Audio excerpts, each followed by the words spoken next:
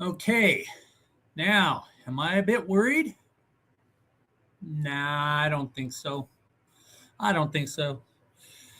If our bad May is in its third week and we're still in first place, a couple games up, I'm not ready to stress it yet. But I see the schedule. So I see what's coming, but we're still in first place. Welcome to the Habit Hunter A's podcast and the House Always Wins podcast network. I'm Tim Burns. You can call me Hobbs. And I'm a sports writer who covers the athletics for the guys at Mid Valley Sports out of Los Angeles, where I cover the amazing A's as well as the entire NFL desk. You can find me at Sacktown A's Fans for Life on X and this, the Habit Hunter podcast. Now, Habit Hunter is a show that reviews each series. We analyze trends, tendencies, both good and bad. We will cover what players are trending up or down, and we analyze moves that management and ownership make. And we have to be ultra critical of both, right? We identify problems A's players might be developing over time, and we look for possible solutions. We've already identified a few trends. We saw Luis Morales, his arm issues, weeks before he was sent down to AAA. We saw that coming. Together, you and I are the Habit Hunters. Remember to click like and subscribe. I know everyone asks that, but it keeps a massive amount of A's content in the algorithm. So check them out. The shows on this network absolutely shred.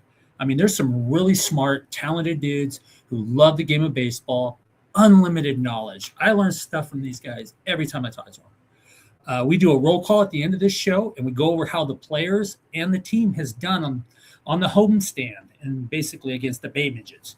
So hang out until the end. That's where your input's needed. I want to know what you guys are seeing. And roll call is my favorite part of the show because it lets us see the bigger picture. And there are some bright spots in this stretch. I mean, I get it. Not the ideal homestand. But let's get to the breakdown of basically the Giants horror show, right? Bad show. Now, give me a sec here. Little under the weather today. But we're going to get through it, right? If I made it through this series, I'll make it through anything. The Battle of the Bay, that's what we used to call it. What an epic meltdown for the second consecutive series. By who? Our bullpen. I expected a 2-1 series, A series win, right? Instead, we got poor defense and more bad bullpen. Did you see the defense today? Ugh. We talked about what Gelof might be.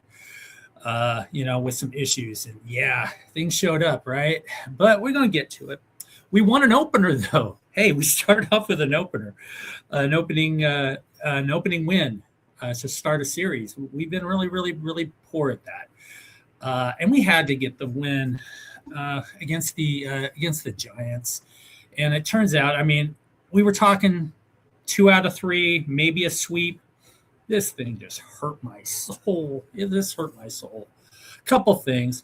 Watching Suzak catch for the Giants, that kills me. We left him unprotected, which is criminal, right? I saw Stefanik. He got DFA'd after being promoted and getting a couple of hits, right? Nice of him to stop by, right? Don't you think? That sucked. This game, the first game, was the Kurtz fireworks show continues, right? He had 2 consecutive games with a home run coming into the series. But I'm going to flip it because I expect Kurtz to be superhuman, right? I expect the superhuman bat.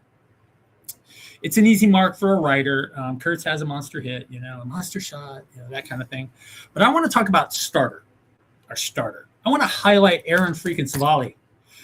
This is the guy we weren't expecting. Were you expecting a 5-1 start out of Civale? 5-1? How about an afterthought starter rolling out a reliever's ERA? He's got 2.7 ERA. The man's sick right now. We didn't expect this, right? Pleasant surprise because, obviously Severino's got his issues right now. So it's nice to get this out of him. Civale breezed through the first 3 innings. He only allowed a leadoff walk to Devers in the second. That was it.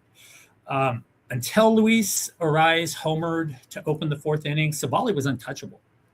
His 2 runs given up were both solo shots in this game, right? The other one was in the 5th. It was by Harrison Bader, and I'm kind of flipping around here a little bit. But while he was limiting Giants bats, the A's were active early. Sodi, he actually finally hit something, a double. 2 outs in the first. Nothing came of it, but it was nice to see because he and we're going to talk about it. You know, he has 1 more hit in the whole series. Disaster right now. A's got on board in the 2nd when Zach Gelof walked and Daryl Hernaiz singled to move him along. Jeff McNeil, he hits an RBI double, scoring Gelof. But it was a Hernaiz dumpster dive, man, rounding 3rd. That's what caught my eye, man. I thought about that for a whole day. I was thinking about this. He did this weird stutter step thing. I don't know whether he was like his stride, he had to shorten it up or whatever, but it was like a tick-tock shuffle thingy from back in the day, right? Rounding 3rd. Questions started coming up for me, man, on a serious note. Questions that actually create questions. First, I want to say I don't have enough hate in my heart to accommodate 2 former A's that I admired as players, but they suck at the current job. I'm already over Kotze's random decisions that almost feel like, like Jenny is calling down from the booth between innings, real words of wisdom there, right? Did Bobby Crosby send Hernaiz? And if he did, why? And if he did, is this a habit for me? Because think about this. Didn't he just send Cortez home only to he got picked by 3 steps, right? And that was just a few games ago. Hernaiz, he lumbered around 3rd. Pretty much like he got into my meds. He moonwalk tagged around. That tag was sitting there for like 1,000, 2 1,000. And then it was bad. It was bad. I don't know, but whoever decided that, it took the bat out of Kurtz's hands with 2 on. Poor decision. Have to know your runner better than that, or the runner has to know his limitations. Crosby better not be turning into the next guy in this weird Bomel pipeline, because this is a 2-headed Bomel coin, right? You got Cott, who I'm not a fan of, Kurt Suzuki, who I am, and Stephen Vogt. I'm a big fan of Stephen Vogt. We all love Stephen Vogt. But now Bobby Crosby, if he's the next guy, if we finally get rid of Kotze, if it comes to Bobby Crosby and this is his kind of decision-making, it's the same kind of stuff I was seeing from Kotze before Bomel left, right? That'll kill me for sure. That will. Anyway, the A's bats went basically to sleep for the next couple of innings. 1, 2, 3, 3rd, and 4th. 2 strikeouts in each inning. Bolte, he singled between the strikeouts, but was thrown out in the 2nd. I didn't like it because he made it obvious to everyone he was running on the play, right? So they were ready. I mean, I knew he was running. You knew he was running. The announcers knew. They were talking about it, and so did the Giants, and they threw him out with a step to spare. Now, if you have the speed of Ricky Henderson or somebody of that nature, yes, by all means. But if it's obvious you're going, you better damn well have the speed. Now, he has speed, but he doesn't have that speed because he got nailed by a step and a half, right? But after that, Harrison Bader homer for the Giants gave him a 2-1 lead in the 5th. I remember I fast-forwarded a little bit. The A's bats really woke up. Now we can talk to Kurtz fireworks, right? Butler actually worked a 2-0 count. He got what he wanted. He got a cutter right across the letters, and he got a single. Hernaiz moved him over on a sac bunt. That was a good job. He did the little things. Hernaiz is impressing me. We're going to talk about that at the end. McNeil worked a full count, singled for 1st and 3rd. And it turns out we didn't even need all that. We didn't need to move Hernaiz over and run him along because Kurtz hits the first pitch, 417, dead center, maybe a little to the left, 3-run bomb, right? If you're not one of my millions of subscribers, please subscribe. Seriously, we're nearing 500 subscribers already. It's really good, really good. It's mostly because of the guys that are on the other shows. I'm just the side guy. Like and subscribe. If you caught my last show, you remember I said Kurtz hits him in bunches. Since Wake Forest, he hits him like over a couple of series, and then he'll cool off for a little bit. This is 3 games in a row for him, right? And I think he had like 9 RBIs on the homestand at this point, right? The A's weren't done.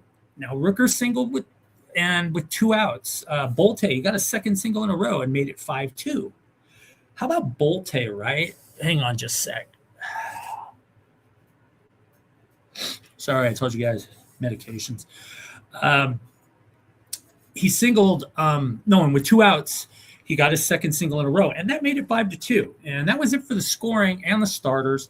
The A's relievers, they navigated foot traffic the rest of the game, which is kind of normal for the A's right now, but actually held the Giants scoreless. Joe Cunell, he took over for Civale in the 6th. Civale, 5 innings, 6 hits, a walk, 2 Ks. He gave up 2 earned. He won his 5th game of the year. Cunell struck out 2 and kept Willie Adames double from scoring that. A newly acquired Jose Suarez had a typical Jose Suarez 7th. We played them. We played him earlier this year. We know what he is. Suarez scares the hell out of me. I'm not gonna lie. I knew he was bad this season. I mean, we are his 3rd team this year, right? And we shelled him for 4 runs. Remember, he was in the ATL, and we shelled him. I think he lasted 3 2/3, 3 1/3, something like that. Bottom line, we needed a lefty arm, right? And we're cheap. So we went with a guy who's been on the Braves. I mean, he basically they have the Braves, the Mariners, and the Athletics going on his 2026 baseball card, right? For the rest of his career. It's going to be a little 3-row thing, right? I fear him like a Mark Leiter 9th inning in a 1-run game. I mean, he scares me. And he allowed the first batter a single. Luis Arraez doubled, because I told you this guy's insane, to put 2 on, 1 out. But he struck out 1, and then he forced a ground out to end the 7th. But anybody who saw today's meltdown knows Suarez gave up a grand slam and some other hits to basically return to what we saw earlier this year and what the Mariners saw when they saw him for a minute. You know what I mean? That guy's a mess. Maybe Cortez can be our dude, right? We'll talk about that too, right? Arraez killed A's pitching, 4 for 5 against 3 different pitchers, 2 singles, a double, and a homer. We'll go over his final numbers later. They're sick. He had more hits in this series than the A's did as a team in game 2 or 3. There you go. Put Arraez's name in the Rolodex, as the old dudes say, or in your contacts. You know what I mean? Feel me?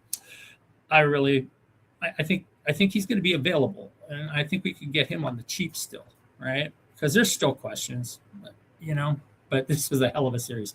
Luis Medina, he allowed a walk, but he had a nice 8th. He started today's meltdown with a walk and 3 singles, and I don't think he got anybody out. Hogan Harris, he didn't get anybody out. Hogan Harris earned his 3rd save of the season. He only allowed an Arraez 2-out single in the 9th. The guy had our number. Like I said, 4 for 5. Anyway, Kurtz, he had his bomb, 1 for 3, 3 RBIs. Bolte, 2 for 4 with an RBI. Dude was batting 500 right there. Would have been cool. We brought him up maybe 2 or 3 more games earlier. Maybe we wouldn't be losing 4 or 5 series. McNeil, 2 for 3 with an RBI. Now, it was not Luis Severino's day Saturday. Now, I'm going to give him his props. He didn't complain about the mound, right? But it was not his day. 3 hitters in, Casey Schmidt homered for the 1-0 lead. He was going to be the Arraez of Saturday, pretty much. He was basically Saturday's version of Luis Arraez. By the way, I'll just say it. Luis Arraez, the dude went 8 for 12, batted .666, 5 runs, 2 doubles, 2 homers, 3 walks, 2 RBIs. He torched us. You almost had to admire him. You're almost like, let's see what he can get now. Obviously, when you're down 10-1, it was like, go ahead. You might as well. Light it up. Anyway, Luis struck out Rafael Devers on 3 pitches. And I tell you that because he allows a Willie Adames double to open the 2nd, and he promptly Ks Matt Chapman. We all know him.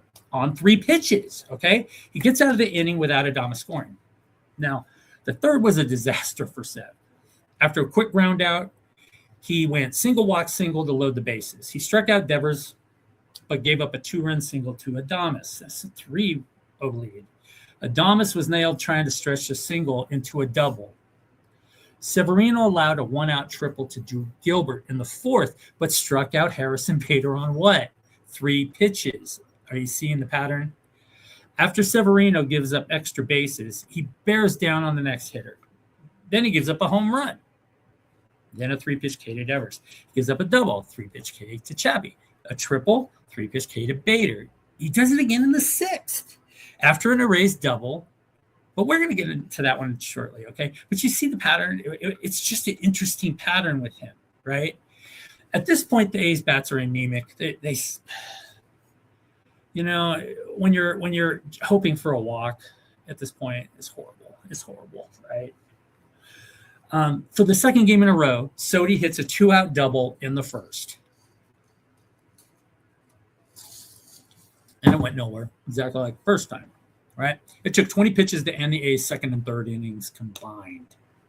The final score of the game, 6-4 loss, appears close, but the A's bats were just mega meh, right? Just bad. Just there was no momentum. It was just 2 outs, and then the next guy. I'll explain it. From the second to the 6th inning, the A's had at least one easy one swing out. And it's hard to build momentum when you keep giving at least 1 week out every inning, right? How are you going to build some momentum, right? It allows a pitcher to come at the rest of the inning differently. You get me? Big Papa Shea, he singled to start the 4th, but Sodi hit into a force out on the first pitch. Rooker singled, but both were left on base. Now, the 5th, it was another nightmare for Severino. And while it didn't affect the scoring, Kotsay sat on his hands again and kind of needs pointing out. After a quick ground out, Sev walks Luis Ariz on 4 pitches. Now, all 4 were inside. It was on the lefty, nowhere near the airspace that the plate occupies, right? So Schmidt then hits his second homer in a row. It's a 2-run shot, and it's a 5-0 lead. And so he's nowhere near the strike zone. He promptly serves up a bomb. You might want to go settle him down. Chat up a bit because he's down. You get what I'm saying? Next hitter, single. So to go talk to his pitcher? No. Next hitter, single. See my issues, finally a visit to the mound. And the A's load him up on an error. A's refused to win. I guess that's what I've been trying to say. The bats finally answered around in the 5th, albeit kind of a mundane rally. It's just, listen to it, like a Butler walk, Hernaiz single. It got Butler to third base, and he scored on a ground out, down 5-1. We scored a run, but just, meh. You're not, throw a double in there, There's some stolen bases, something. It was just the boring baseball. It was uninspiring and unenergetic. Severino got through the 6th, giving up a double to Ariz. Right, Ariz. Like I told you. He struck out the next batter on 3 pitches. Tyler Soderstrom, he was hit by the first pitch of the 6th. And he got aboard. But Rooker hits into a double play, and it took 10 pitches to kill this inning. That's how it was, back and forth. We would get back, or we'd have this one pitch out, or the double play. Oddly, after the double, Barlow followed this trend, and even he 3-pitch K'd the next guy, and ended the scoring for the Giants. Let's see. The A's got another 2-out double in the 7th from Hernaiz. Same scoreless result, though. Going back and forth, it's like Mark Leiter, he allowed Schmidt's 4th hit. See, he was like Ariz, man, four hits in the game. You can't. These guys were hitting almost as many, getting as many hits as the A's, the entire team, right? I don't know. The A's made this look closer than it appeared in the bottom of the 8th. Kurtz walked, and yes, the streak's intact. And I don't want to get into it unless we're winning. They're random stats; they don't mean anything.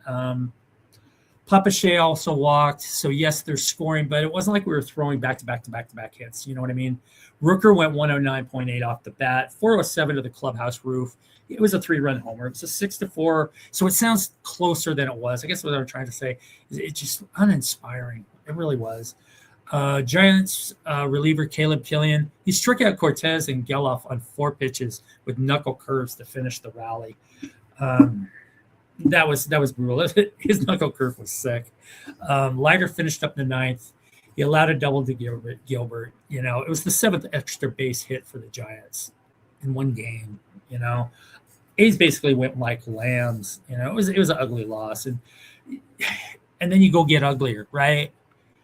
Just like the last series, late inning cluster. Cost us a series. It would have been a 500 homestand, and that's what we were hoping for, right? That's what I was expecting, 3-3, not 2-4. We woke up to 50-mile-per-hour winds here in SAC, and I figured it would factor at the plate and defense too. It was sick out there. It was like balls being hit to center were ending up on right field, right? Springs walked Bader to open the game, and Schmidt singled. But the wind knocked down 2 fly balls to left field, and nobody could score because the balls were being held up, for real. A's also started with a walk to Kurtz, but nobody scored. Ricker hit a fly ball to center, 102 off the bat, but it was heading straight for the center fielder, and you could see him kind of settling in for it, right? And all of a sudden, the right fielder catches it right at the last second. It was just like, wow, that's due to the wind speed, right? It's going to center, and right fielder catches it. Daniel Suzak, our catcher, we didn't protect, right? The guy batting 407 this year, he singled. Chappie got up 3-0 on Springs, but Springs came back to strike him out. Springs got an inning-ending double play as well. A's at the play, easy 1-2-3 second. Hernaiz homered, Hernaiz homered with 2 outs in the second. I actually thought, Springs might actually get through an inning without foot traffic, but it kind of figures. Jonah Heim, he actually he got his hit. He finally got a hit. Singled in the 3rd, but Hernaiz hit the first pitch directly at the second baseman, and it was a soul-stealing double play. And I hate those. I really hate those. Kurtz wasn't given any real shot at anything to hit. He walked for the 2nd time. He walked 3 times in this game. Cortez hit the next pitch for a weak ground out. The 1-pitch outs continued, basically. From the 2nd to the 6th Saturday, and twice in one inning, we had easy 1-pitch outs, where it was just an easy ground out or a little pop fly or something like that.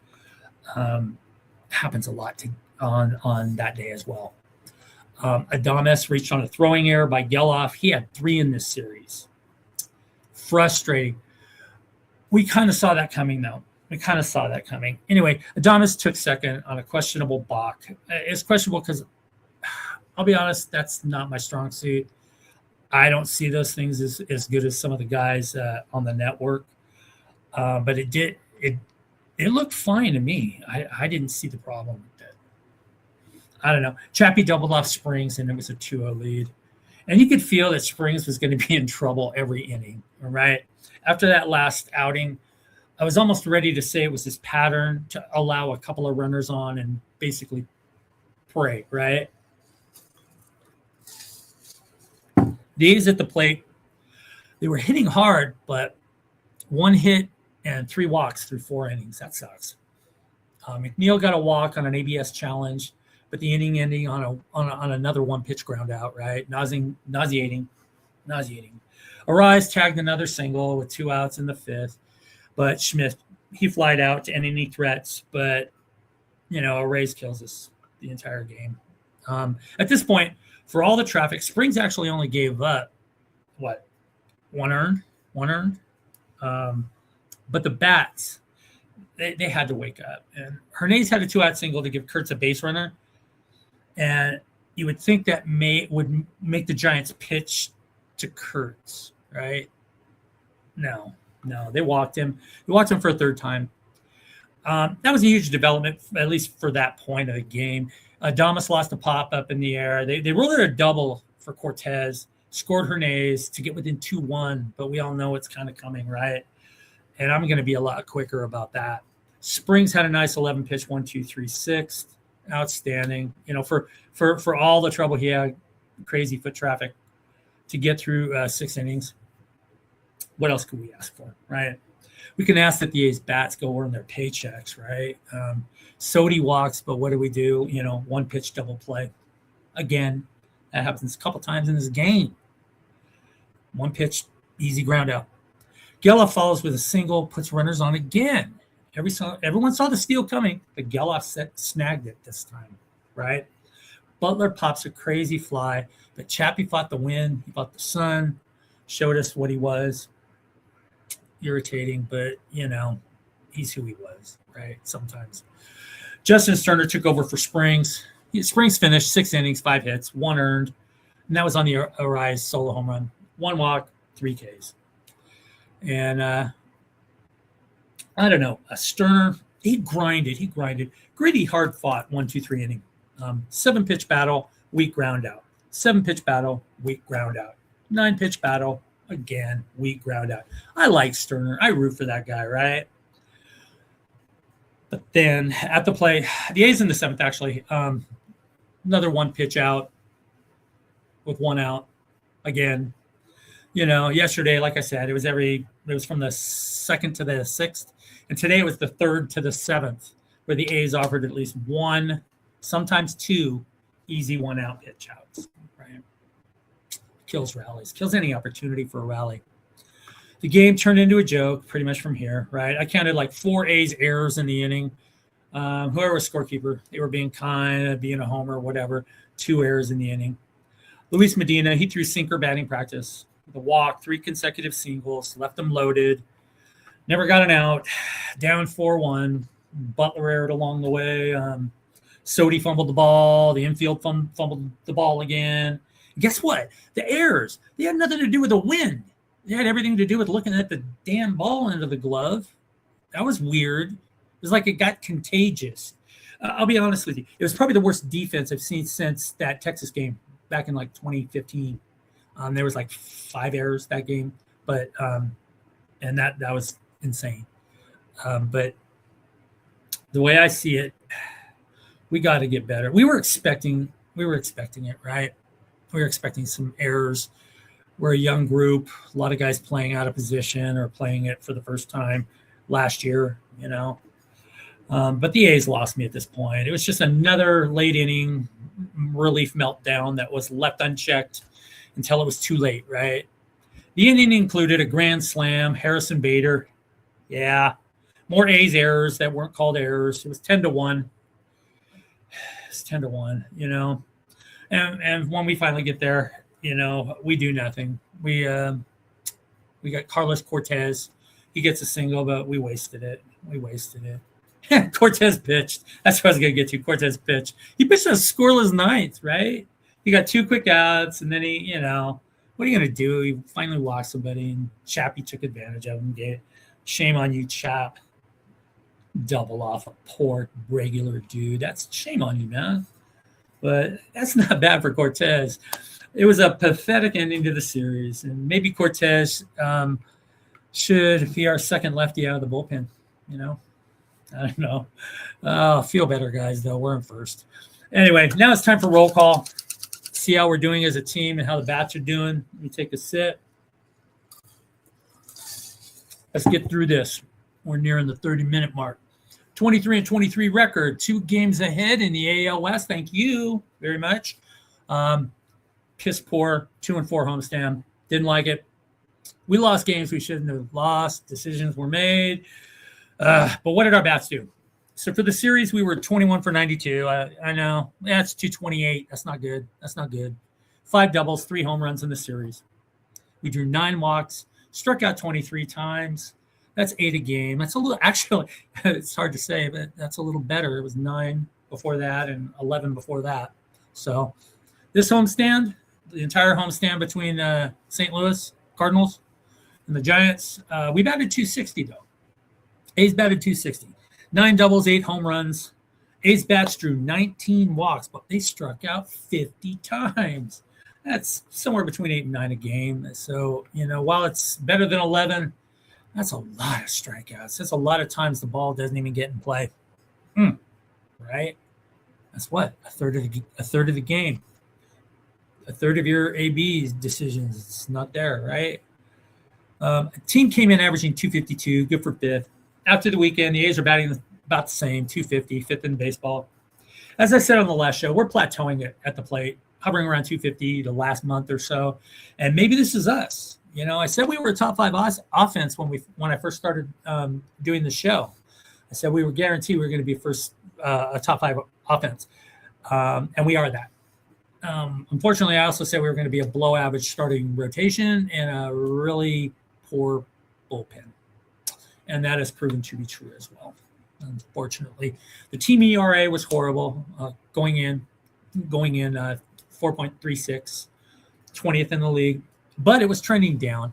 And we actually got it down to 4.32. I know that doesn't sound like much, but it did drop for the 3rd series in a row, which that's telling us we're doing something right. I'm not sure what it is because these late blowouts, they just kill me.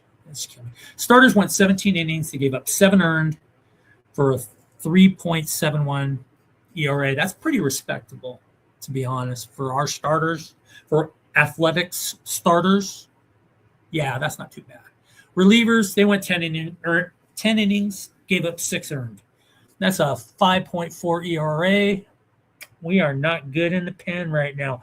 That's actually better than the last time or the last series or the series before. That tells you how bad we are, right? Individually, Shea had a monster homestand, 7 for 20. He's batting 364 in May, 11 runs, a double, 4 bombs, 5 walks, 12 RBIs. I mean, this guy's everything. He's 2nd in baseball, 337 batting average. He plays catcher. He has 12 home runs. He's 11th in baseball in home runs. He has 20 multi-hit games. He is a legit, and I said it before, a legit top 4 guy in baseball. He's up there with Judge and Shohei and those guys. He's legit because those guys don't have to crouch down, right? Right? That's a whole nother world. Now, obviously, Shohei's another planet, but you see what I'm saying? He's legit. Kurtz, 6 for 17 on the homestand. That's pretty good. 6 runs, a double, 3 homers, 5 walks, 9 RBIs. That's fantastic, right? He also has a 40-game on-base streak. Blah, blah, blah. We lost, so I don't care. Sodi, 3 for his last 32. So since the beginning of the Orioles series, for the 3rd show in a row, I'm saying Katse has to drop him down to the 6 or 7 slot until he sees better pitches better, He can't be clean up in a slump like this, right? 3 for 32. He had 2 doubles this series, but that doesn't cut it. Those were both 2 out with 2 outs, and we didn't see him again, right? Can't have your cleanup because you got Rooker. Both these guys are batting under 200, Split those 2 up. I would split the 2 up until one of them hits a little better. I'd move Rooker up, and I'd move Sodi down a couple spots. That's what I would do. I'd try that. Rooker batted 227 on the homestand. Does have 4 homers, 13 RBIs in May, though. Has hits in 11 of his last 15 games. I'm giving Rooker his props. He's moved it. He's moved his batting average pretty close to 200. I think he's at like 195 or something because he was batting 114. Cortez, you've heard me about him before. He's getting shafted. Only 11 at bats this entire homestand. He still hit 272. Had a couple of doubles. Excuse me. Due to still sporting a 346 average. I would think with Wilson out, you would want a good batting approach of Carlos Cortez, right? You would rather have a guy with that kind of batting approach. I mean, who rarely has crap ABs. I'd rather have him in the lineup, lefty or righty, but, nobody ever listens to me. I know, matchups, right? The approach serves us so well, right? The irregular ABs, they've dropped his average and his effectiveness, right? McNeil, he went 3 for 15 on the homestand, couple of RBIs. He's hitting 250 in May. I was hoping he was going to heat back up, but he hasn't yet. They didn't take advantage of the heat like the Giants did. Gelof only went 1 for 11 versus San Francisco, but he is batting 260 in May with a double, a triple, 4 home runs, and 9 RBIs, so I'm not mad at him. Dude is here to stay, for sure.